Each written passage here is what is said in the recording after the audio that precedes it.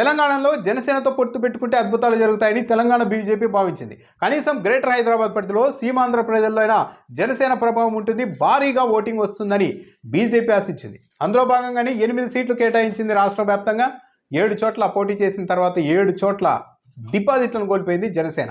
ఒక కూకట్పల్లిలో మాత్రమే చెప్పుకోదగ్గ స్థాయిలో ఓట్లు సాధించింది. జనసేన అభ్యర్థులు పోటీ చేసిన సెగ్మెంట్తో పోలిస్తే బీజేపీ సొంతంగా పోటీ చేసిన సెగ్మెంట్లో ఆ పార్టీకి అత్యధికంగా భారీగా ఓట్లు వచ్చాయి. జనసేన పోటీ చేసిన చోటే బీజేపీ బాగా నష్టపోయింది ఆ కూటమి అన్న అభిప్రాయం కూడా ఉంది. సో ఓవరాల్గా ఈ ఎన్నికలు చూసిన తర్వాత జనసేన పవన్ కళ్యాణ్ ఎఫెక్ట్ అన్నది తెలంగాణలో ఎక్కడా ఎవరి మీద ఉండదు, చివరకు గ్రేటర్ పరిధిలో కూడా ఉండదు.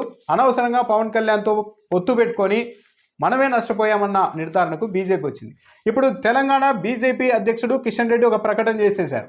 ఇక జనసేనతో తమకు దాదాపు సంబంధం లేదు అన్నట్టుగా ఇండైరెక్ట్గా చెప్పేశారు. మన అసెంబ్లీ ఎన్నికల్లో జనసేనతో పొత్తు పెట్టుకొని వెళ్ళినప్పటికీ వచ్చే లోక్సభ ఎన్నికల్లో మరో 3-4 నెలల్లో జరిగే లోక్సభ ఎన్నికల్లో మాత్రం తెలంగాణలో బీజేపీ ఎవరితోనూ పొత్తు పెట్టుకోదు, ఒంటరిగానే పోటీకి వెళ్తుంది. అందుకు కార్యకర్తలు శ్రేణులు కూడా సన్నద్ధం కావాలి అని కిషన్ రెడ్డి పిలుపునిచ్చారు.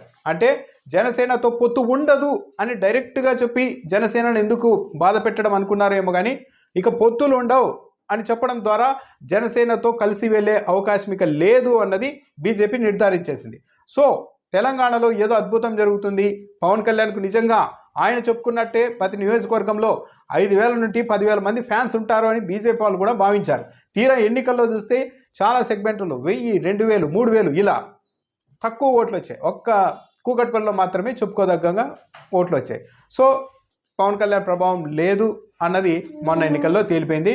ఇక ఫ్యూచర్లో ఎప్పుడు కూడా తెలంగాణకు సంబంధించిన ఏ పొలిటికల్ పార్టీ కూడా జనసేనతో కలిసే అవకాశాలు కూడా లేవు.